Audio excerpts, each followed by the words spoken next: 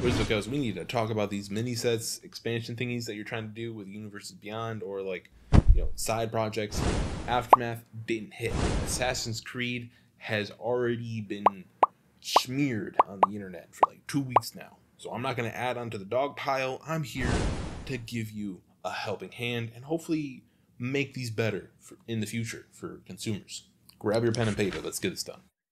The internet has been absolutely just demolishing Assassin's Creed for like 2 weeks now.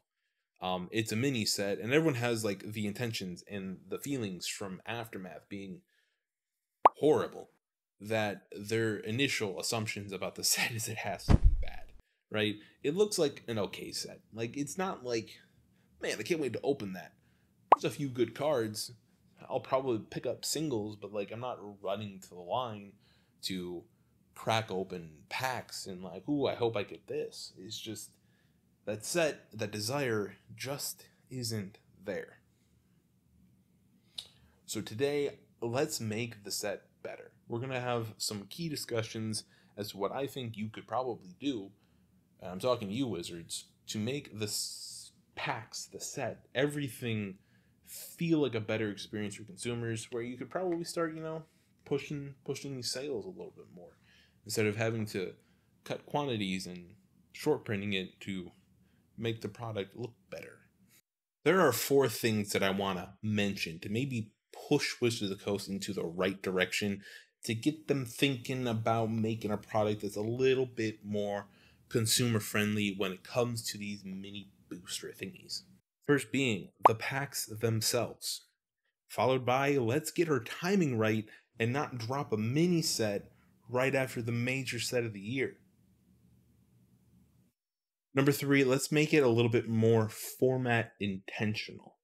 And number 4, probably the biggest point of contention for a lot of people, is the price. Let's talk about these booster packs from the get-go. Cracking open an Epilogue booster feels like it lacks individuality. Like, if you open a play booster right now, yeah, you have those commons, you get uncommons, the rares, yada, yada, yada. But that pack itself feels like I opened a randomized assortment of cards. But if we go back to the Epilogue booster packs from Aftermath, it doesn't feel that way. My experience from opening that set was I'm opening the same 3 packs, just with one randomized card in the background. That's it. That's where I think removing the commons really unsets the tone when it comes to opening booster packs. Yeah, they're commons, they're a couple pennies, so what? The real thing there is, it gives it the sense of its own purpose. You open your commons, oh, I can use that common in this, oh, I can use that uncommon in this, oh, I can use the rare in this, oh, I didn't hit a mythic, oh, I hit a mythic, that's great. The pack was worth it. It gets the tone going. Like, it makes the experience of opening the pack just better. And when you remove those common cards from the pack, you're removing part of the experience for the customer. And it's part of where I think a lot of people are upset. Like, the pack doesn't feel worthwhile to open because they're not getting the full experience. They're used to getting the 15 cards or whatever it is inside of their booster pack. And then we move on to the collector booster, and it's pretty much the same. It's the same feeling. You're not setting the tone right off the rip. You're not setting like, oh, the commons, ooh, that's a really good foil version of the common. Oh, that's a really good uncommon foil, blah, blah, blah. You're not really setting that tone from the get-go. And it really messes with the tempo of opening packs. Yeah, I get a lot of people just open packs and go straight to the pack, but it's all about, again, setting the experience. And I don't know if I can say that more than enough times, because it's a real big entity when it comes to open packs. It's that dopamine rush. It's the anticipation. It's getting to that end of the card, end of the pack, and hoping that you hit big, and hoping you didn't just lose $12 on a Modern Horizons 3 pack. Really what my recommendation for this section really boils down to is one of 2 things. Either bring back the commons, just pick some random obscure items that have some meaning to the Universes Beyond, give them ability, put them in the packs, make a full pack. Or just pick some reprintable commons that you already have, give them new art, put them in the packs, give the full experience. And we'll touch more on that later when it comes to pricing and stuff like that, but we'll get there. We'll get there. Or when it comes to making the smaller packs, tell more of the story. Don't make such a small set that you're going to be opening the same pack over and over again, like with Aftermath. I understand that Assassin's Creed is going to be a little bit bigger, and we might not run into that situation, but there should be some sort of baseline number of cards that need to be inside of a set to have a decent amount of randomization when it comes to opening them, so you still have that dopamine rush, that exhilarance when you open the pack and hope that you hit it big and you get your worthwhile feeling out of it. We got to talk about timing, right? My assumption here is that you weren't trying to time Assassin's Creed with Modern Horizons 3. Modern Horizons 3 was a modern set, and Assassin's Creed is supposed to be straight to modern. However, looking at it, it just doesn't feel like it was on the same par or even in the same thought process realm. You made an amazing modern set, and then you followed it with a straight to modern sub Universes Beyond set that's also supposed to be straight to modern, but yet it doesn't really house any amazing modern cards.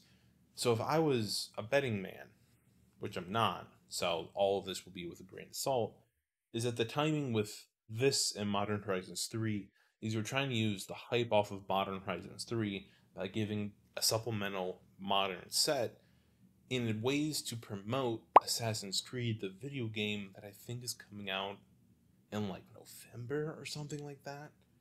So that is my guess what this timing was for. But like looking at the calendar, I feel like this would have been too early for that.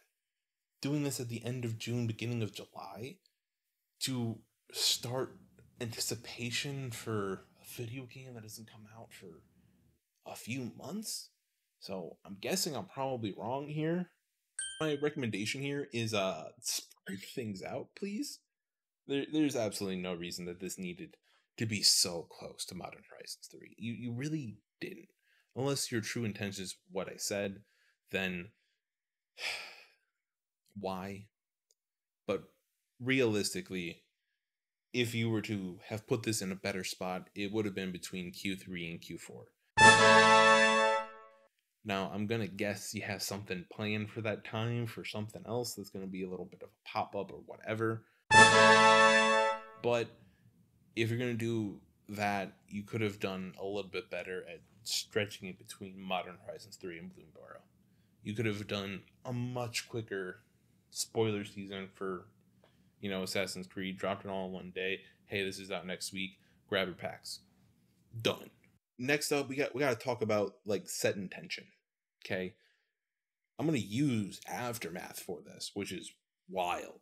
Okay, you made Aftermath. You made it standard legal, and it went into standard. That card, Nissa's Resurgent Animus, did its thing. Karn did its thing. They were great. Intention heard, received, and accepted. But when I look at Assassin's Creed, I don't see a straight to modern set. I don't.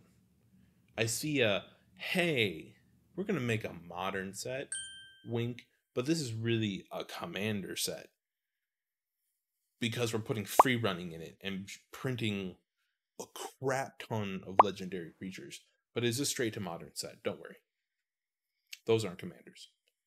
This isn't for commander, this is straight to modern. So if you would have made the intentions clear, like this is just a commander set. We're giving you something commander players. Because yeah, Modern Horizons 3 is powerful. Yeah, you can use those cards in Commander. They're not really geared towards Commander. Commander players just suck them up anyway. Here's a little nibble. Because we missed out. Even though we printed Commander decks inside of a modern set. So like, I guess I'm just really confused at this point. Oh, and finally, the biggest point of contention for a lot of people is the price of this mini set. And I know you did away with MSRP, so you're just over here like, nope, I didn't do it.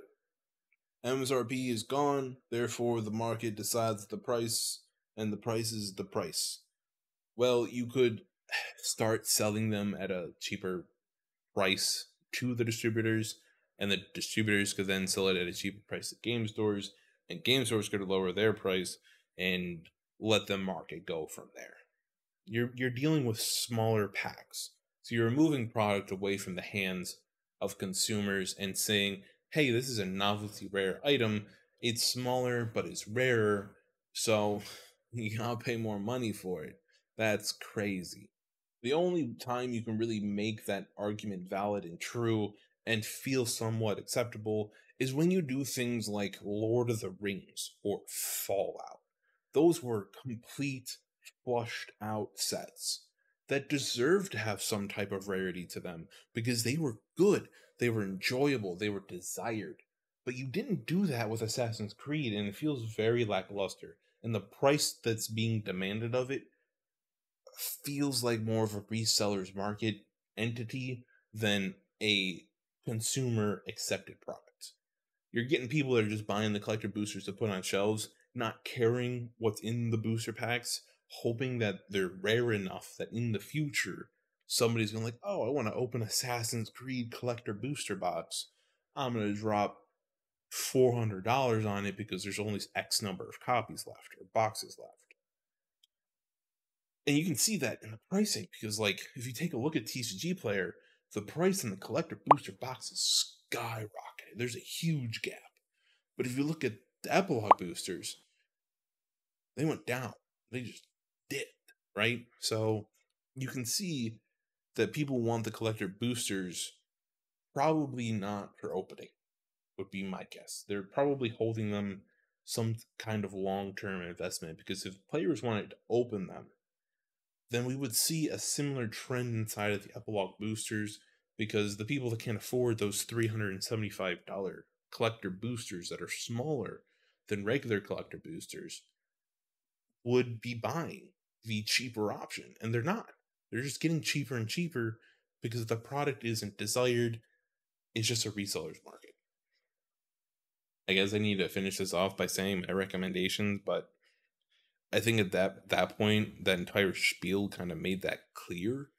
But just to reiterate, make it cheaper. And that's what I got. That's it. I've said my piece, I've said my knowledge, I've said my truths, and I'm here to share them with you. Let me know what you guys think. If you agree with it, drop it in the comments. If you think I'm completely ludicrous and everything that I just said was absolutely false, also drop it in the comments. I'll be there. I'm waiting. I have a keyboard too. Don't you worry. But yeah, subscribe. Hope you liked it. I'll catch you all in the next one. Let's get excited for the Boom Barrel, right? Like, let's go.